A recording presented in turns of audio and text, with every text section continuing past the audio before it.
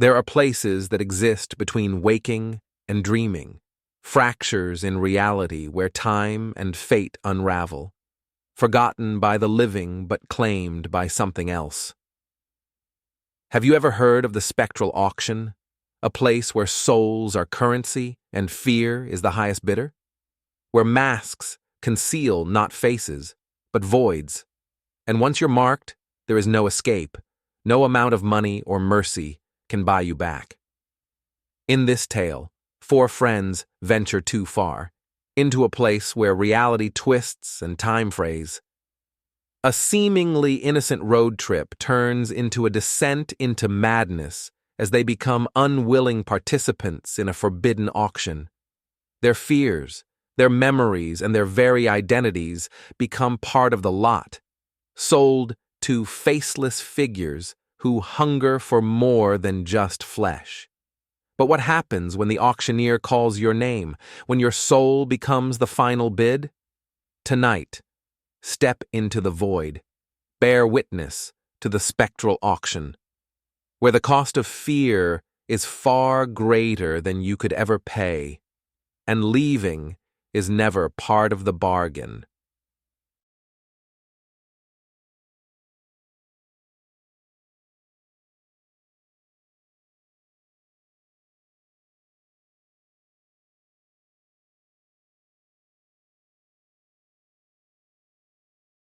It started with a dare.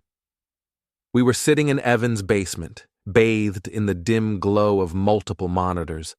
The room reeked of stale pizza and energy drinks, the sort of place where time didn't matter, just an endless blur of caffeine-fueled gaming and occasional hacking attempts on obscure forums. "Ever been on the Red Rooms?" Evan asked, cracking his knuckles. His voice carried a casual arrogance, like he had already seen it all. He leaned back in his torn leather chair, eyes flicking over the screens. I rolled my eyes. "You mean the murder streams? Those are fake as hell." "No, not those." He gave me a smug grin and tapped his keyboard, opening a terminal window. The black screen filled with scrolling code as he bypassed proxy servers and crawled into parts of the dark web I pretended not to know existed. I'm talking about the real stuff: auctions, human trafficking, banned experiments, people pay to watch, to own. Bullshit. I took a sip of my drink, unimpressed. Evan glanced at Ryan, who sat slouched on the couch, picking at the frayed hem of his hoodie. "Tell him." Ryan's face was pale, almost sickly, and he wasn't smiling. That's what made me pause. Ryan always joked, always laughed at the sick stuff we found. Not this time. "It's real," Ryan muttered. "I've seen it," I scoffed. "No, you haven't." Without a word, Evan turned one of the monitors toward me and typed a command. The browser flashed to life, displaying a forum I didn't recognize. No branding, no layout. Just an endless scroll of encrypted posts, all in dead languages. Cuneiform, Latin, runes I didn't understand. But then I saw it. Auction, souls for sale. Bidding begins in 2 hours. Payment in blood or silence. I squinted at the screen, my stomach tightening. It's a hoax. Think so? Evan clicked the link. The screen flickered, momentarily glitching with static. Then, a live stream appeared. We stared at the image. A stone-walled chamber, dimly lit by candelabras and torches. Rusted iron chains dangled from the ceiling, and a wooden platform sat in the center. An auction block. Evan grinned. "Told you." Then the first lot was dragged onto the stage. The woman was young, maybe in her late 20s. She wore a torn nightgown, her feet bare and bloody from being dragged across the stone. Her skin was pale, almost translucent, and her eyes were glassy, like she had already seen too much. The feed glitched for a moment, distorting her face into a smear of gray pixels, then corrected itself. Lot number 1782. Allegra Mayfield, unclaimed, soul weight 4.3 grams, bidding starts at $50,000. I stared at the screen, my hands gripping the armrests. The voice was like static being dragged over gravel, deep, distorted, and inhuman. In the corner of the feed, a scrolling box displayed the bids in real time. $60,000, $85,000, $120,000. The chat beside it was filled with anonymous bidders. Pure soul, almost untainted. Too small, let's see something heavier. Boring, bring out the cursed ones. I leaned closer to the screen. What the hell is this? Ryan's face was pale. I told you it was real. We watched as the final bid rolled in. $185,000. The screen flashed. Sold. Two figures emerged from the shadows, both dressed in tattered black suits and wearing polished obsidian masks with no facial features. They moved with unnatural grace, gliding more than walking. Their hands seized Allegra by the wrists, and without a word, they dragged her off the platform. Her eyes were the last thing we saw before the feed cut out. Empty. Resigned. Gone. The second lot came on immediately. A man this time, no older than 30. His face was already bruised, his lips split from what I assumed were previous bidders. But it wasn't the man that made my blood run cold. It was the name. Lot number 1783, Connor Grady, unclaimed, soul weight 5.6 grams. I blinked, barely able to process it. Connor Grady? Ryan stiffened. He glanced at me, wide-eyed. Wait. Connor Grady? I felt the bile rise in my throat. Connor was a guy we went to school with, the quiet one who worked at the gas station off Lincoln Street. He'd disappeared a few weeks back. No one ever found him. And now he was being auctioned. His eyes were hollow and sunken, his mouth slack, slightly open. He didn't blink. He barely even breathed. Ryan stood abruptly. No, this is fake. It's not real. But it was. The bids skyrocketed. $200,000, $300,000, $450,000. We watched in horrified silence as Connor's eyes, once familiar and kind, stared blankly into the camera. The final bid came in. Sold. And he was dragged away into the shadows. I shoved the laptop away. My hands were shaking. This is some prank. I laughed nervously, but my throat was tight. It's fake. Ryan didn't answer. He was already pulling out his phone, scrolling frantically through old photos. His fingers trembled. He held up his screen. A selfie from last summer. Me, Ryan, Evan, and Connor. The guy we had just watched get sold.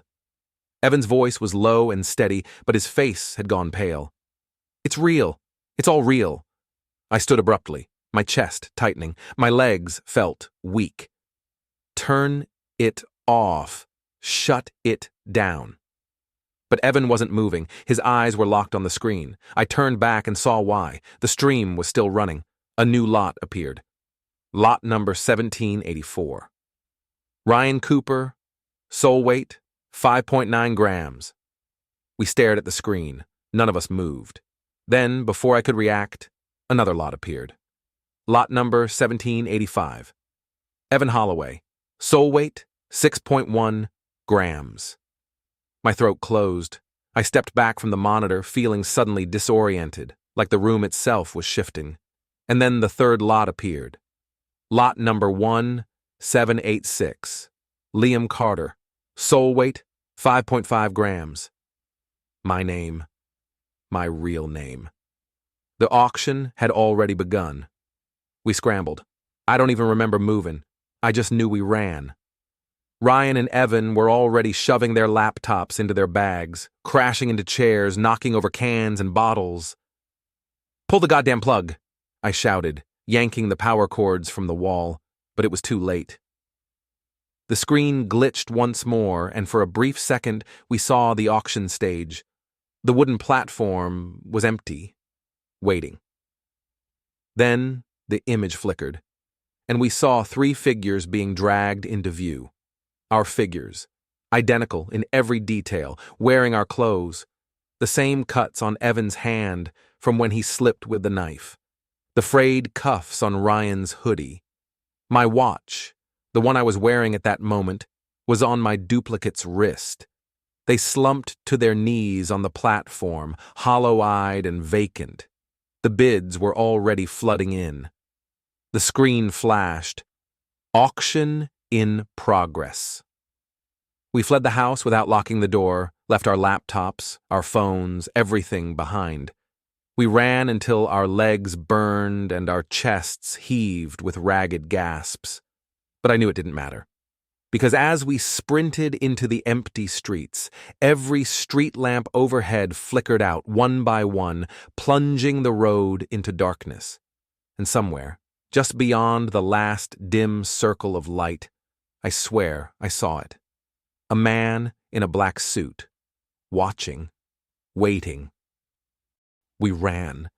We ran harder than I ever thought possible. Our legs pounded the pavement, lungs searing with each breath, but the terror pressing against our backs kept us moving. The neighborhood was a blur of cracked sidewalks, dimly glowing street lamps, and houses lost in the early morning haze. No one else was awake. No cars passed by. Only us. Alone. I didn't dare look back. Evan's shoes slapped against the pavement just ahead of me, his hood pulled low over his face.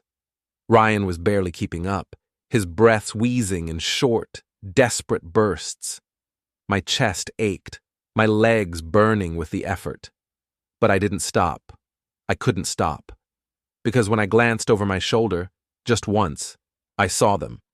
2 men in black suits standing at the edge of the road beneath a flickering street lamp. Unmoving, expressionless, watching. No faces, no eyes, just smooth, polished masks of obsidian.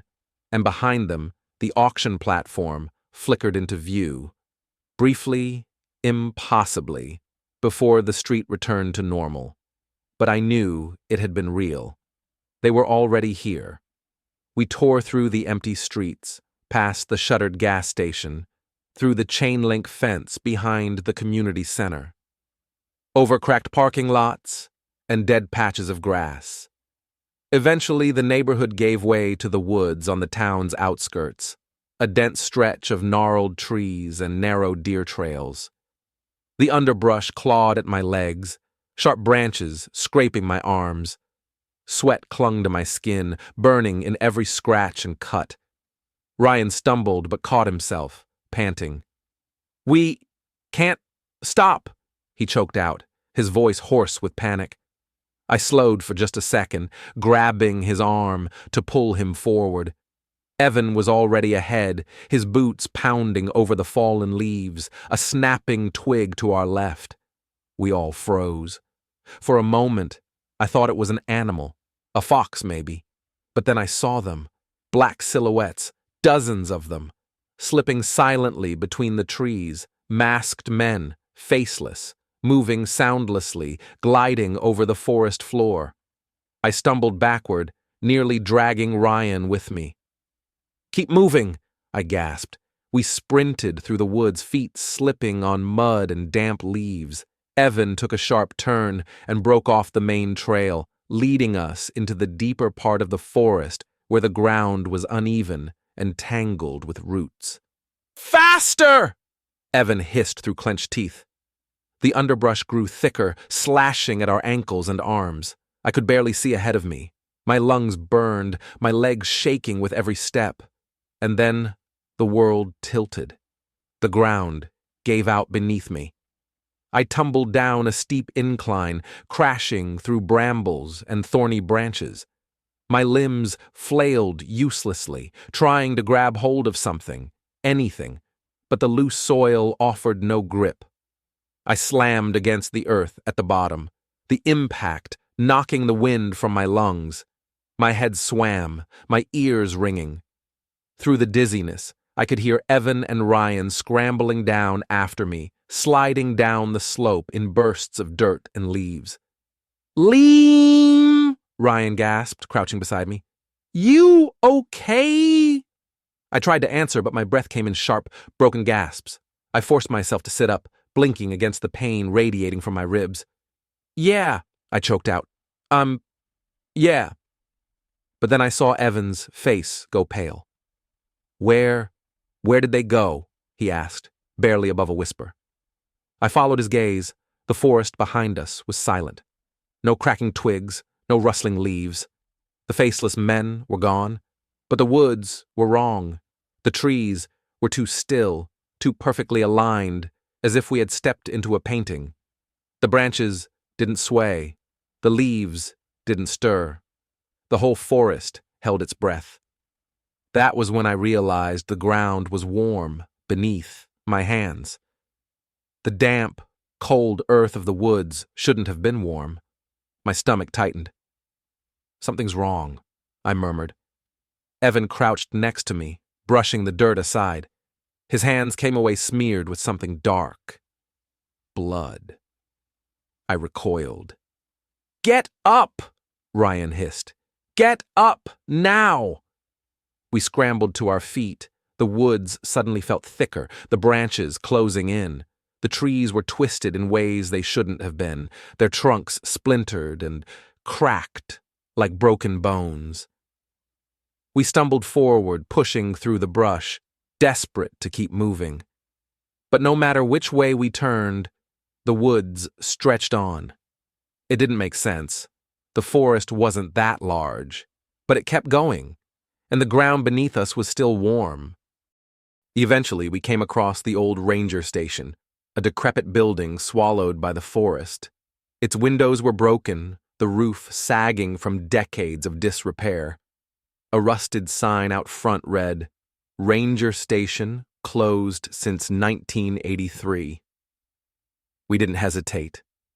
We barreled through the door, slamming it shut behind us. Evan shoved an old metal filing cabinet in front of the entrance, jamming it against the frame. Panting, I collapsed against the wall, trying to slow my breathing. Are we safe here?" Ryan gasped between heaving breaths. No one answered. The room was barely lit, only faint slivers of moonlight cutting through the broken windows. Dust floated in the stale air. Old filing cabinets and faded maps littered the floor. Evan paced the room, his hands trembling as he checked the corners. Ryan leaned over an old desk, his head in his hands. I just sat there, staring at the floor. My heartbeat pulsed in my ears. For the first time since we fled, the weight of it hit me. We had been listed, we were being hunted, and we had nowhere left to run. The old wall-mounted radio crackled. We all froze. The speakers hissed with static, the sound wet and distorted. Then a voice, low, garbled, and strangely melodic, whispered through the frequency. "Lot number 1784, Ryan Cooper." Ryan's breath caught in his throat. "Bid $750,000. The three of us stared at the radio, unmoving. The voice was calm, cold, and clinical, like a disembodied auctioneer reading out cattle prices. "Lot number 1785, Evan Holloway." Evan's knuckles whitened as he gripped the edge of the desk. "Bid $900,000. The voice slowed slightly, mocking, relishing it. "Lot number 1786, Liam Carter." My hands shook. "Bid $1.2 million. We stared at the radio, too horrified to breathe. The static stretched out, swelling and screeching until the voice spoke again. "Going once." The filing cabinet behind us slammed against the door. All three of us whirled around. The entire building groaned. The floorboards creaked, and the window panes shook violently, rattling in their broken frames. Going twice. Evan stumbled backward, his eyes wide. We have to go, now! The door frame splintered, the wood cracking and peeling as the masked men pushed through, their gloved hands reaching around the edges. Holy shit! Ryan screamed, scrambling for the window. We ran. We tore through the building, slamming into broken doors and twisted hallways, pushing over desks and chairs to slow them down. My chest ached, my limbs trembling. But I didn't stop. We burst out the back door and into the night. The woods were suffocating. A howling wind whipped around us. But the trees didn't move. They remained perfectly still, even as the branches cut and slashed at us like claws. We ran until my legs gave out, until my throat was raw from gasping for air. And when we finally stumbled into the clearing, the sky was wrong. It was empty, black, no stars, no moon, just an endless void, and in the distance, parked at the edge of the forest's maw, waiting, idling, was the auction block, its wooden platform bathed in crimson light. And behind it, silent and unmoving, stood the masked men, hundreds of them, patient, watching, waiting. The forest was dead. No wind, no birdsong, no rustle of leaves, just a vacuum of silence swallowing the clearing. We stood at the edge of the trees, staring at the auction block that had materialized where nothing should have existed. The blood-red light bathed the wooden platform in an unearthly glow. Thick, oily fog slithered through the ground, coiling around our feet, and behind the platform stood the faceless men. Hundreds of them. Their black suits were identical, crisp, and sterile. Their smooth, featureless masks reflected nothing. They didn't shift. They didn't breathe. They simply stood, a wall of impassive nothingness, waiting, watching. My throat tightened. My legs trembled. I felt unreal, as though the ground beneath me were about to dissolve into nothingness. Ryan was the first to move. Fuck this. His voice was barely above a whisper. Without another word, he turned and bolted into the woods. Ryan! Evan hissed. But Ryan didn't stop. His footsteps pounded through the underbrush. Branches snapped and leaves crunched as he disappeared between the trees.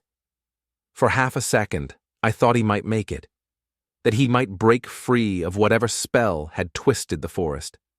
But then, I saw them move. The faceless men turned in unison, their bodies shifting like clockwork. And suddenly, impossibly, they were in the trees. Ryan's scream cut through the stillness like a razor. No! No! Let go of me! His voice cracked with hysteria. Evan and I whipped around, sprinting into the woods after him. My legs pumped furiously, my breath raw and shallow. The thorned branches ripped at my arms and legs. But I didn't slow. Ryan's scream shattered into something desperate and guttural, and then silence. Evan and I burst into the small grove where he had vanished. But Ryan was gone. The forest was still, no disturbed leaves, no broken branches, no footprints, just the lingering echo of his scream hanging in the stagnant air. No! Evan gasped, his voice trembling. No, no, no! He pivoted, frantic, running in short, disoriented bursts, scanning the trees, turning over fallen branches, tearing at bushes, calling Ryan's name. But the forest gave nothing back. I staggered backward, my chest tightening. The ground beneath my feet felt softer, wrong somehow. Evan, I whispered. He didn't stop. Evan. He froze. I pointed at the ground. The soil was soaking wet. Dark liquid pooled around my boots, thick and viscous. It clung to the earth, black and syrupy. I felt my stomach lurch. It wasn't water. It was blood. And it was spreading. The earth trembled beneath us. The ground itself began to shift and buckle, as though something were moving below the surface. The liquid blackness seeped upward, oozing over roots and leaves, coating the forest floor. The trees changed, their bark blistering and cracking, the branches twisting into grotesque shapes that resembled broken, skeletal hands. Leaves turned black and fell like cinders. I stumbled backward, clutching Evan's jacket. But he wasn't moving. He was staring at the trees. "Do you see it?" he whispered hoarsely. I turned my head, and my blood turned to ice. Ryan was there, hanging from the branches, dozens of him. His body was repeated over and over, suspended from the gnarled branches by rusty chains. His face was blank, void of expression, but his eyes were wide, vacant, and alive. Each one twitched slightly. Their lips parted. They whispered in unison, "Sold!" Evan staggered backward, his hand clamping over his mouth. "No, no, no."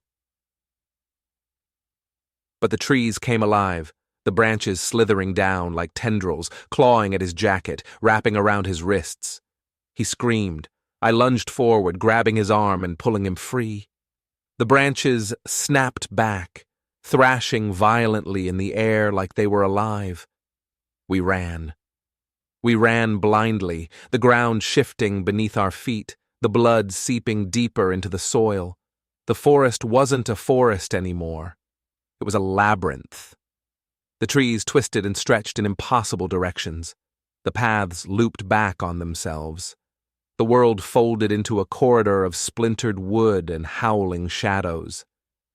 I didn't know how long we ran. Seconds, minutes, hours. My body was running on sheer terror, my legs burning, my vision blurred with sweat and panic. But eventually, somehow, we burst through the blackened woods and back into the clearing, and the auction platform was closer. We fell to our knees, panting, shaking.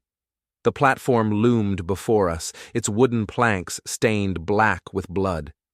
The red light flickered faintly, crackling like fire, illuminating the auctioneer. For the first time, I saw him clearly. He was tall and rail-thin, his face obscured by an antique porcelain mask, a mask cracked and fractured, pieces missing, revealing glimpses of rotting flesh beneath. His fingers were gnarled and elongated, adorned with rings carved from bone. And in his skeletal hand, he held a gavel made of human bone. The masked figures surrounded the platform, hundreds of them, their faces blank, their bodies unnervingly still. Their masks reflected nothing. No light, no soul. The auctioneer raised the gavel. Lot number 1785. Evan's breath caught in his throat. The platform groaned as it elongated, stretching unnaturally wide, splitting and splintering as two rusted metal clamps rose from the planks. The ground itself pulled apart, revealing a chasm of darkness beneath it.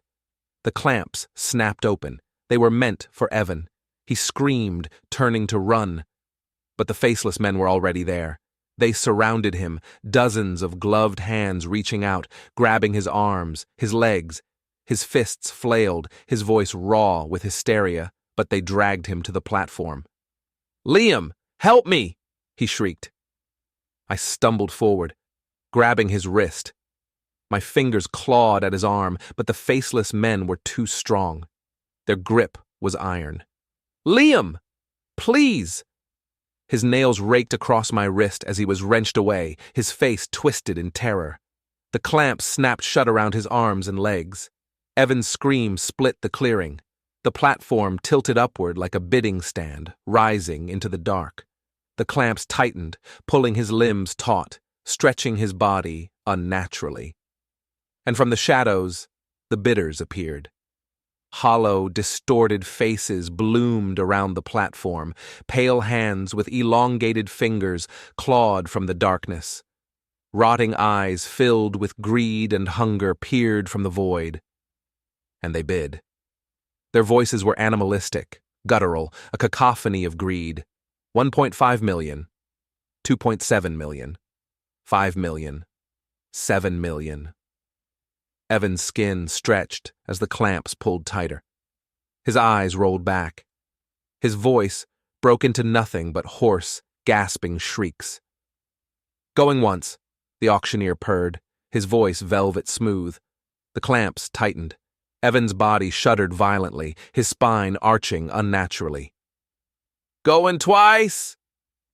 I staggered forward, screaming his name, but the gavel fell, and Evan was gone. No body, no blood, nothing but empty air where he had been.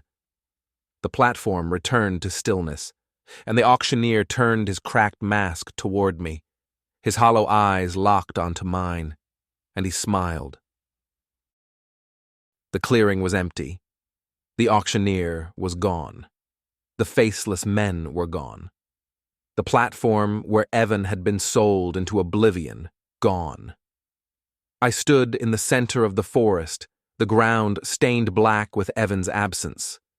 The air felt heavier now, denser, as though the very atmosphere was collapsing inward. The weight pressed against my chest, making it hard to breathe.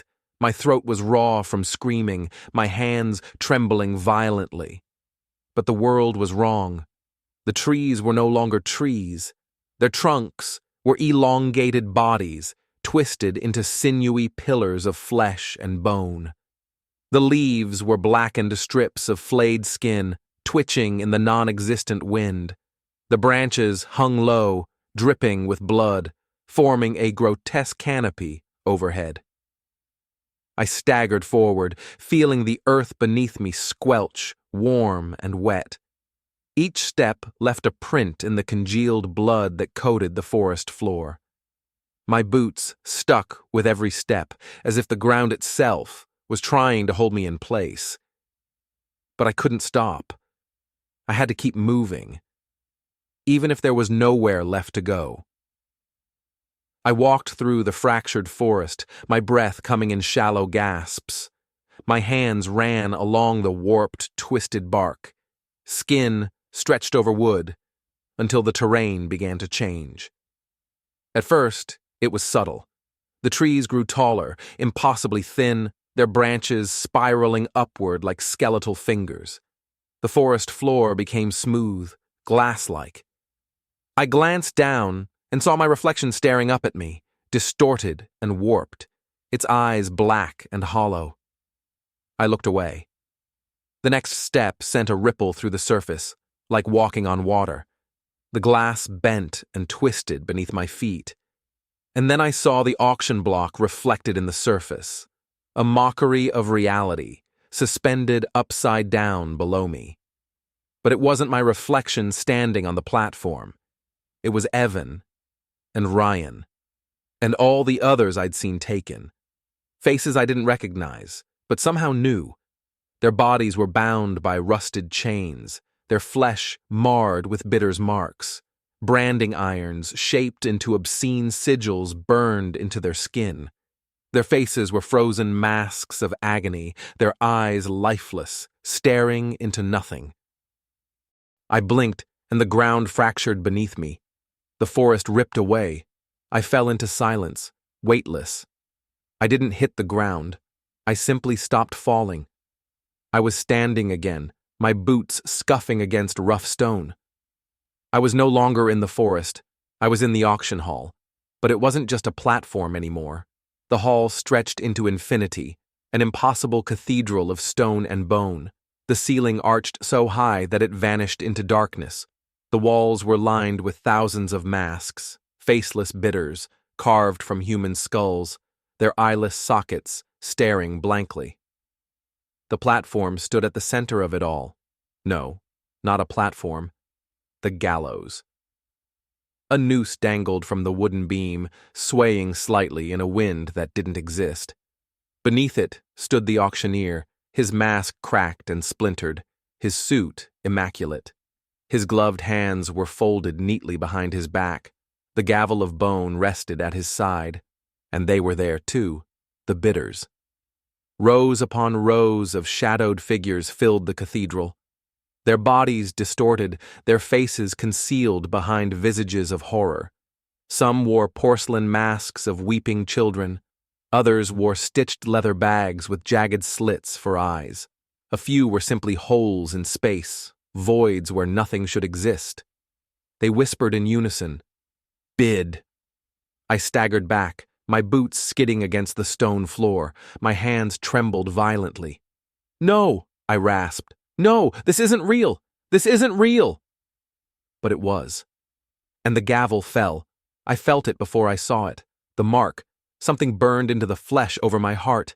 A branding iron pressed against my chest, sizzling and hissing as it seared my skin. I screamed, clawing at my shirt, but it was already there. A sigil of ownership, the bidder's mark engraved into my flesh. The pain was blinding, nauseating, turning my vision white with agony. The bidders leaned forward in unison. The auctioneer spoke. "Lot number 1813. His voice was smooth, refined, eerily calm. "Soul intact, spirit fractured, fear plentiful." My knees buckled. I staggered backward, but faceless men closed in from all sides. Their movements were eerily fluid, synchronized, as though they were bound by one consciousness. Their gloved hands reached for me. I stumbled back, grabbing a nearby chair and smashing it into one of them. The wood splintered. The figure didn't even flinch. They seized me. Cold hands clamped around my arms, my throat. My legs kicked violently, but there were too many of them. I screamed as they dragged me to the platform, my boots scraping against the stone. The noose tightened around my neck. Bidding starts at one's soul. The auctioneer's voice was soft, almost tender. I choked against the rope, my throat constricted by the rough fibers. My legs kicked out, searching for footing that wasn't there. My vision swam with dark spots. My lungs screamed for air. 5 souls, a voice rasped from the crowd. My eyes widened. 10. 30. The bids came in a cacophony of inhuman voices. Hollow, animalistic, guttural sounds, wet and broken, filled with avarice. The noose pulled tighter. My head pounded violently, my eyes bulged, my body convulsed, my limbs twitching uncontrollably. The bidders leaned forward, their faces contorted in expressions of cruel delight. I could see Evan among them, his eyes lifeless, his face hollow, a twisted marionette with a bidder's mark on his chest. "Going once," the auctioneer purred. My vision blurred, my throat burned. I gasped desperately, but the noose offered no mercy. "Going twice." I felt my limbs go numb, the last remnants of feeling draining from my body. I was losing everything. Then, a voice cut through the crowd. "I'll take him." The hall fell silent. I twisted in the noose, my eyes finding the source of the voice. A figure in the crowd stood apart from the others, dressed in white, with no mask. Her face was wrinkled and weathered, her eyes sharp and human. It was the old woman from the forest tram. The auctioneer's mask cracked further, splitting down the middle, and he nodded. The gavel fell, and the noose broke. I collapsed to the floor, gasping and heaving, my throat raw with pain. The old woman knelt beside me, her eyes warm, kind, and impossibly familiar. "You're not sold yet," she whispered, and the hall collapsed around us. The gavel fell with a bone-chilling crack. I was branded, my soul marked as a lot number, merchandise for the hungry bidders, reduced to nothing more than currency in their inhuman economy. My body was weak, my vision blurred, but I could feel the mark burning into my chest. The old woman stood before the faceless crowd, defying the bidders, her eyes flashing with a fire I hadn't seen before. The glow of her sigil tattoos pulsed brighter, swirling with ancient glyphs and runes. Her wrinkled hand trembled slightly, but her voice remained steady. "You'll take no more from me," she declared, her voice breaking the silence like a thunderclap. The bidders leaned forward as one, their hollow eyes blazing with predatory hunger. Their masks shifted, melted, revealing the nothingness beneath. Gaping voids, black holes of existence, stared hungrily at her. They did not care for her defiance. She was just one more item to be auctioned. And so was I. I tried to move, but the weight of invisible chains pinned me to the stone floor. My limbs refused to obey. The auctioneer turned slowly, his mask fractured along the edges, splitting like old porcelain. The once pristine cracks had deepened into jagged fissures, leaking dark ichor down his suit. His gloved hand tightened around the gavel, raising it again with mechanical precision. Lot number 1813, reclaimed, he announced coldly. The words crashed over me like a tidal wave. The bidders stirred, their whispers turning into hungry growls, eager for the sale to conclude. No. The old woman's voice was hard, firm. She raised her hand, and the glyphs tattooed along her arms flared white-hot. A blast of spectral force swept through the hall, sending a ripple through the bidders. Some flickered violently, their forms distorting. The rows of masks lining the walls cracked, spilling black mist as they shattered. The auctioneer staggered slightly, but his grip on the gavel remained ironclad. He turned toward her with unnatural grace, tilting his head. No, he rasped, voice dripping with contempt. Your bid has already been paid. The stone beneath my feet splintered violently. I screamed as I was ripped from the platform, yanked upward by invisible tendrils. My body twisted midair, limbs jerking in unnatural directions. My spine arched violently, and the mark over my chest flared, searing my flesh. The bidders' whispers became roars.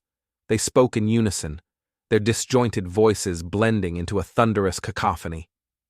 Going once! My body convulsed violently, as though a puppeteer's hand were yanking my strings. My arms bent backward at odd angles, dislocating with sickening cracks. The pain was unbearable, but my body was no longer mine. My movements were controlled, a puppet for the spectral audience. Going twice. I choked as my throat constricted.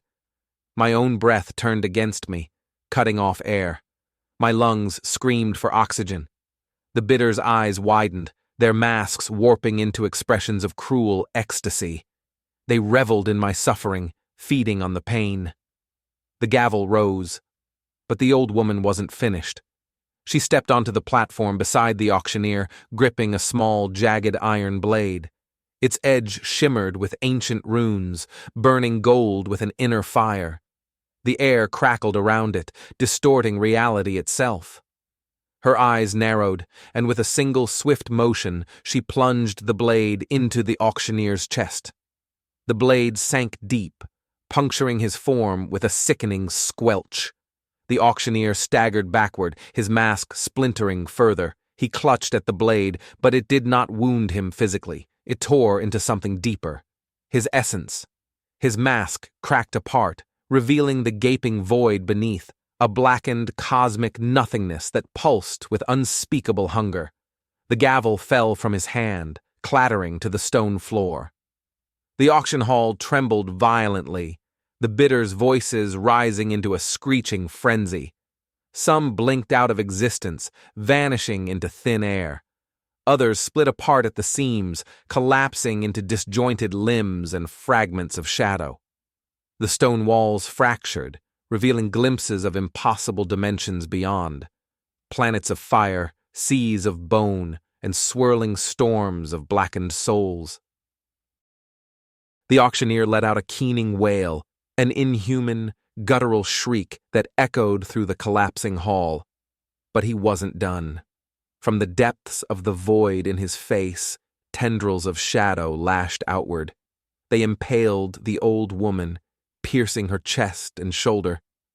She staggered, coughing violently, blood dripping down her chin, but her eyes remained defiant.